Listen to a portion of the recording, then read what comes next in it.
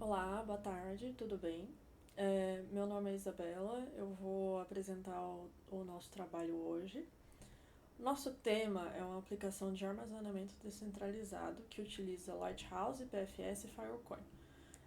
A nossa proposta foi desenvolver uma aplicação que usa essas tecnologias para poder permitir a análise do funcionamento delas. É, Aqui vou só falar um pouco da estrutura do nosso projeto. Eu começo introduzindo o contexto, a motivação, o objetivo e a justificativa. Depois passo para a parte de fundamentação teórica, falo um pouco do IPFS, depois explico o Filecoin e o funcionamento dele e explico o Lighthouse. Depois disso, falo do caso de estudo, da caracterização dele, a definição do cenário e o fluxo da apresentação, da aplicação. É, Depois passo para a análise dos resultados dos experimentos, conclusões e referências.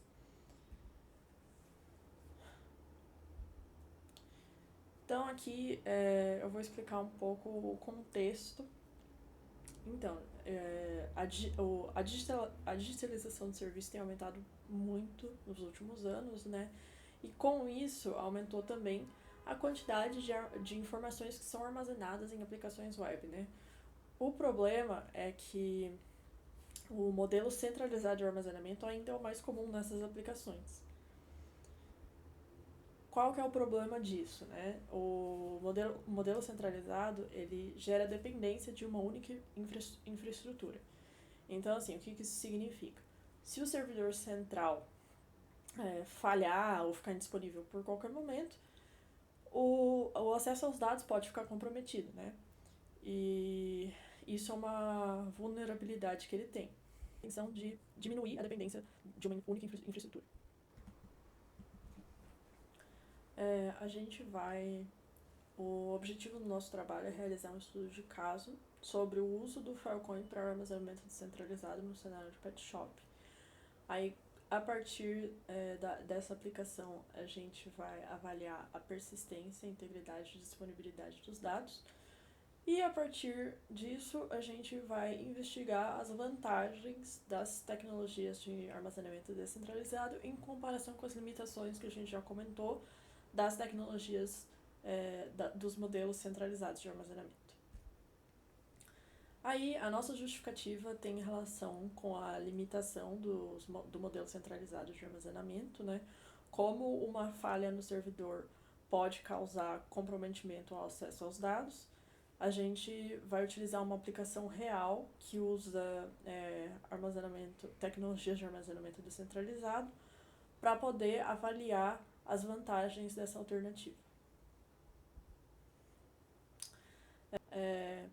Não, não é isso. IPFS, porque isso já foi apresentado em sala, mas o IPFS é um protocolo peer-to-peer de armazenamento e compartilhamento de arquivos, só que o IPFS ele tem uma limitação.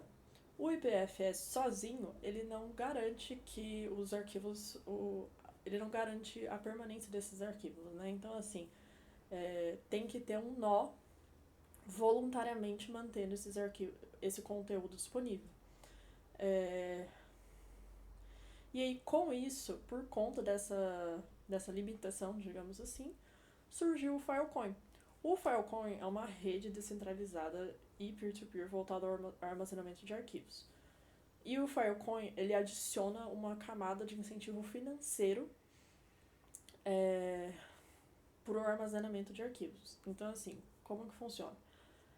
Os provedores de armazenamento recebem recompensas no formato de moedas do Filecoin, que é chamado FIL, F-I-L. Eles recebem recompensas e também recebem penalidades caso eles não provem que estão mantendo os arquivos armazenados como é o esperado. O nome das penalidades é slashing. Aí, falando aqui um pouco dos elementos principais do Filecoin, são os providers, que são os provedores de armazenamento, os deals, que são acordos de armazenamento entre cliente e provedor, e os sectors são unidades básicas de armazenamento da Filecoin. Um jeito simples de pensar isso é que os arquivos são pastas e os sectors são caixas de pastas. Então, assim, é onde os provedores armazenam os arquivos e eles vêm em tamanhos de 32 GB ou 64 GB.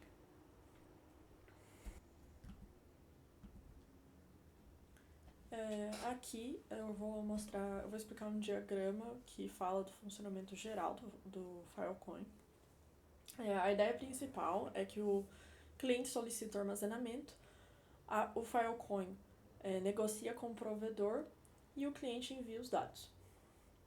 Em uma situação onde o Filecoin está integrado com o IPFS, o que aconteceria seria o cliente solicita o armazenamento, é criado um seed pro arquivo e aí ele envia os dados pro provedor.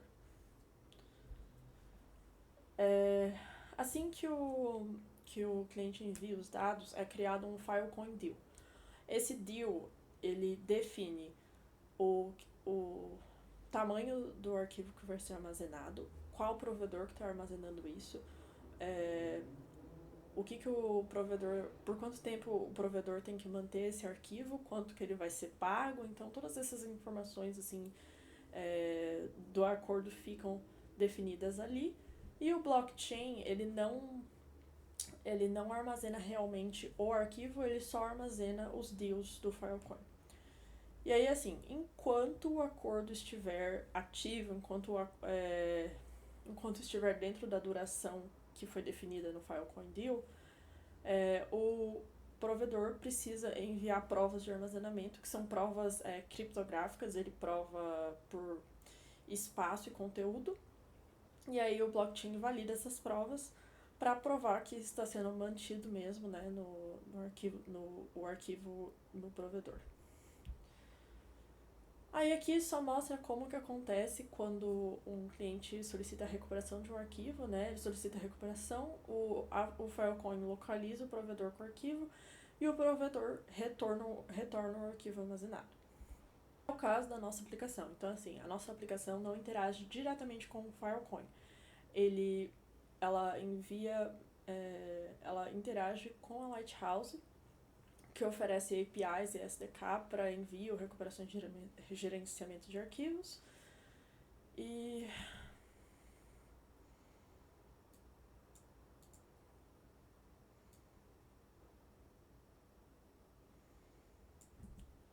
aí o IPFS ajuda na localização dos arquivos e o Filecoin ajuda no incentivo na persistência desses arquivos. Aqui vou falar um pouco do nosso caso de estudo. O nosso caso de estudo é considerado um caso de estudo único, que significa que a gente só está analisando um caso. A nossa abordagem é instrumental. O que isso significa? Uma abordagem instrumental significa que o objetivo do estudo de caso não é necessariamente analisar essa situação em específico, mas sim usar a análise dessa situação para entender um conceito, um problema maior, que no nosso caso seria o uso do armazenamento descentralizado como uma alternativa para o armazenamento centralizado. O nosso objetivo do estudo de caso é de caráter descritivo e explicativo. O que isso significa? É que a gente vai descrever os nossos experimentos e explicar os resultados. Aqui a gente vai falar da definição do cenário. O nosso cenário é uma aplicação web de pet shop chamada Petfile, que faz o armazenamento dos arquivos com Lighthouse, IPFS e Filecoin. Aí cada animal possui dados, né, como nome, espécie, descrição, raça, idade e imagem. Aí as informações dos animais são organizadas em arquivos JSON, e aí com o seed da imagem. Então a imagem é enviada para o Lighthouse, é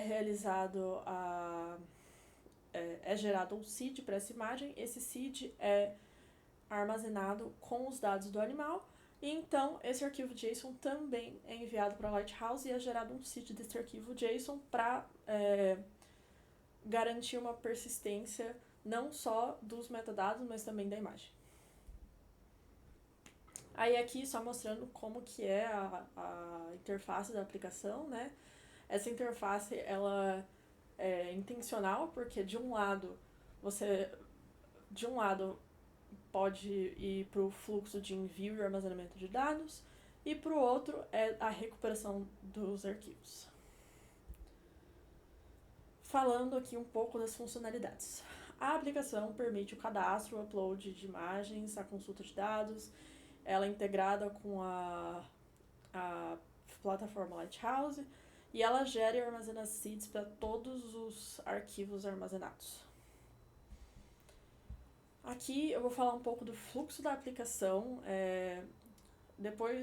Como eu falei antes, depois do acesso da aplicação, o usuário pode seguir por 2 caminhos principais, que é o registro de animais, que mostra o envio e armazenamento de arquivos, e a visualização de animais, que mostra a recuperação dos arquivos. E é iniciado o processo de envio e armazenamento de arquivos. Como que funciona?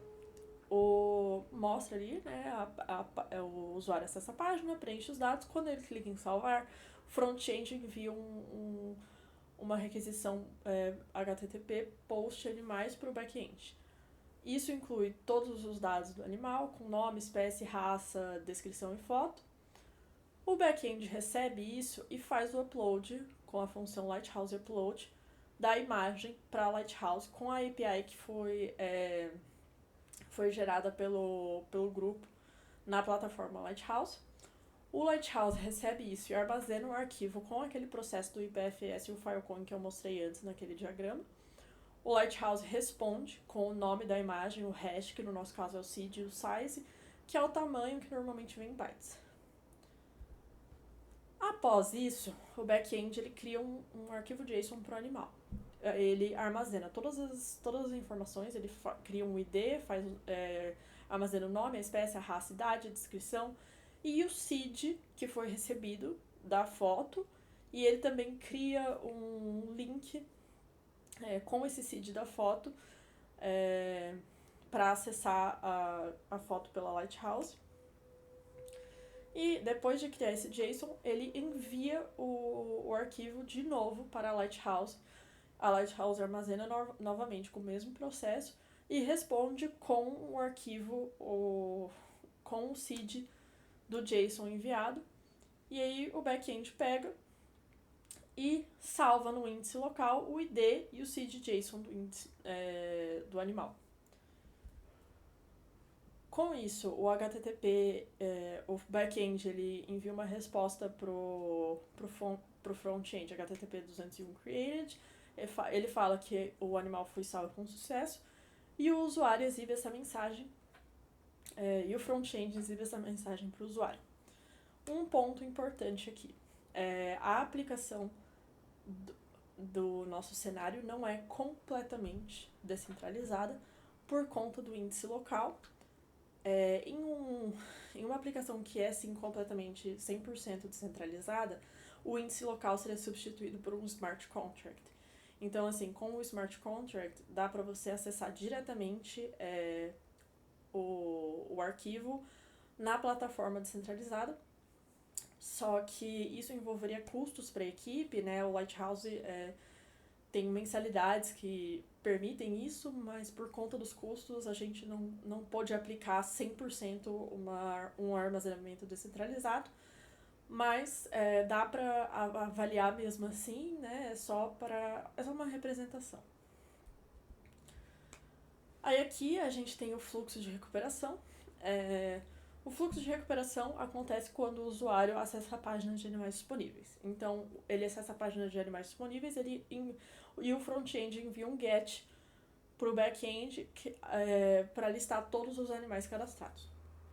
O back-end, ele lê o índice local e aí, com isso, ele cria uma lista com todos os IDs e todos os JSON seeds que estão no índice local. Para cada seed da lista, tipo, o back-end faz o processo de get para o Lighthouse, requisitando o seed, fazendo uma requisição HTTP que usa o seed do arquivo JSON do animal. O Lighthouse recebe isso e retorna o arquivo JSON, então com o nome, espécie, raça, o seed da foto e afins. O back-end, após fazer isso para todos os seeds da lista, ele envia essa lista para o front-end e o front-end exibe esses animais. Aqui a gente só está mostrando como que isso acontece na interface, né? Como que isso é apresentado.